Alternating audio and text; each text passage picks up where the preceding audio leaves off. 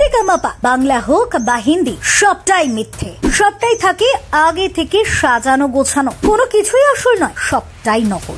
না, এ কথা আমরা বলছি না, এ কথা বলছেন রিয়েলিটি শোতে জাজের আসনে বসে থাকা এই বিখ্যাত গায়িকা। হ্যাঁ, এবার রিয়েলিটি শো এর সত্যতা নিয়ে খুল্লা সবটাই ফাঁস করে দিলেন তিনি। জানেন ঠিক কি বললেন? আসল সত্যিটা শুনলে থ হয়ে যাবেন।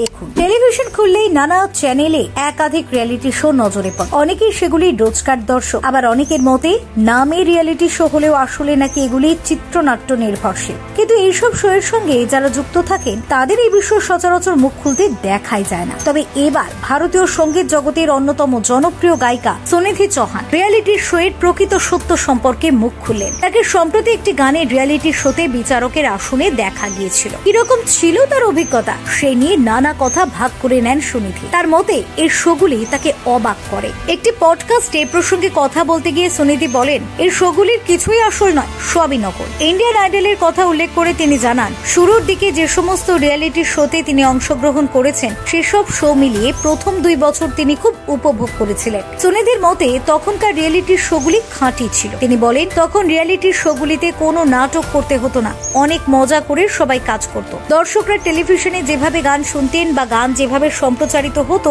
আমরাও সেইভাবেই শুনতাম, এর মধ্যে কোনো তফাৎ ছিল না। তবে তার মতে এখন রিয়েলিটি শোতে সমস্ত কিছুকেই ম্যানিপুলেট করা হয়। নির্মাতারা প্রতিটি গায়ক গায়িকাকে খুব ইতিবাচক ভাবে উপস্থাপন করেন, তাদের জীবনের নানা ইমোশনাল দিকগুলি তুলে ধরেন যা দর্শকদের বিভ্রান্ত করে, আর তারপর যে ভালো অভিনয় করে তাকে পরের পর্ব থেকে বাদ দেওয়া হয়। সুনিধির কাছে এই বিষয়গুলি খুবই বিরক্তিকর, তাই বর্তমানে তিনি এই ধরনের শোতে অংশগ্রহণ করা বন্ধ করে দিয়েছেন। তিনি আরো জানান যে সবচেয়ে বিরক্তিকর ব্যাপার হলো যখন নির্মাতারা তাকে নির্দিষ্ট প্রতিযোগীদের হয়ে প্রচার করার নির্দেশ দেন, তখন তাকেও অভিনয় করতে হয়। তিনি বলেন, এটি আসলে শো শেষ হওয়ার পরেও একজন প্রতিযোগীর খ্যাতি এবং প্রতিভা থেকে উপকৃত হওয়ার ব্যবসায়িক কৌশল। এই কথোপকথন চলাকালীন সুনিধি অরিজিৎ সিং এবং সঙ্গীতের প্রতি গায়কের স্বতন্ত্র দৃষ্টিভঙ্গির প্রশংসা করেন। তিনি জানান যে কনসার্টের সময় অরিজিৎ নিজের স্বাচ্ছন্দ্য মতো নিজেকে উপস্থাপন করেন, দেখে মনে হয় যেন তিনি তার নিজের বাড়িতেই আছেন, দর্শকদের দ্বারা প্রভাবিত হন না। সুনিধি অরিজিতের নম্রতারও প্রশংসা করেন। এত গুণী শিল্পী হওয়ার পরেও এত গ্রাউন্ডেড থাকেন অরিজিৎ, সে প্রসঙ্গ টেনে তিনি গায়কের যথেষ্ট প্রশংসা করেন। গায়িকা বলেন,